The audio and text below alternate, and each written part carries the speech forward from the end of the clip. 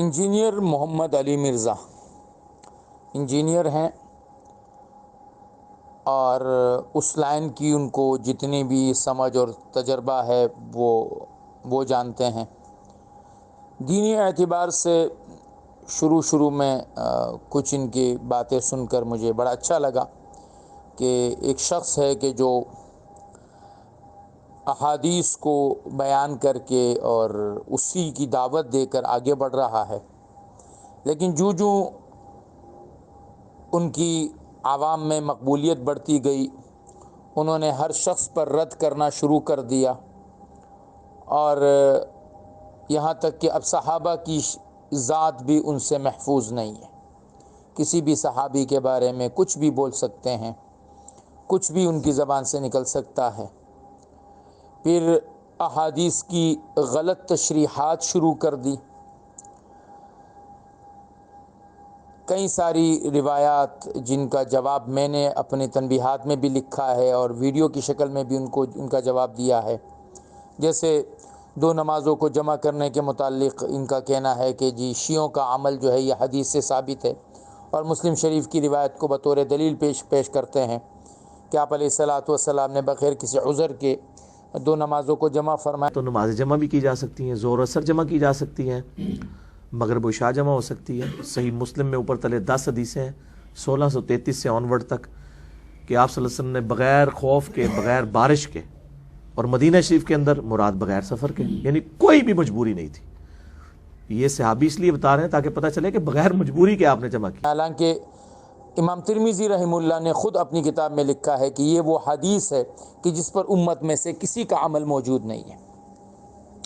ایسے ہی قبر کے متعلق کہ قبر میں 3 نہیں 4 سوالات ہوتے ہیں۔ صحیح بخاری اور صحیح مسلم کی متفق علیہ حدیث ہے کتاب الجنائز چیپٹر میں کہ قبر میں 4 سوالات کیے جائیں گے۔ 4 کا عدد موجود نہیں، لیکن سوال جو بتائے گے وہ میں گن کے بتا رہا ہوں 4 ہیں۔ اور پھر ایک غلط انداز سے، یعنی چونکہ خود عالم نہیں ہے، عربی پر بالکل عبور نہیں ہے، عربی صحیح پڑھ نہیں سکتے ہیں، تو جب وہ ترجمہ کرنا شروع کرتے ہیں تو جو ترجمے میں لکھا ہوتا ہے اسی کو پوری بات سمجھ کر اسی کو آگے بڑھانا شروع کر دیتے ہیں، جبکہ ہونا یہ چاہیے کہ اس حدیث سے کی تشریحات وہ جو محدثین امت تھے، وہ جو بڑے لوگ تھے، انہوں نے کیا کیا، پہلے اس تشریح کو آپ بیان کریں گے۔ پھر صحابہ کی مشاجرت ایک ایسا باب ہے کہ جس پر ہر زمانے کے محدث نے، مفسر نے، فقیہ نے زبان کو بند کر کے رکھا۔ انہوں نے ان مشاجرات پر کھل کے بات کی اور اختلافی معاملات کو ایسے انداز سے پیش کیا کہ خود ہی اس میں جو ہے وہ ایک طرف کو صحیح اور دوسرے کو غلط ثابت کیا۔ حالانکہ ترتیب یہ چلتی ہوئی آ رہی تھی امت کی کہ وہ ان مشاجرات کو بیان کرتے تھے، اور پھر کون غلط کون صحیح اس کا فیصلہ کوئی نہیں کرتا تھا۔ بھئی یوں کہا جاتا تھا کہ ہماری رائے میں یہاں پر حضرت حسین رضی اللہ تعالیٰ عنہ حق پر تھے اور دوسرے طرف والے غلط تھے۔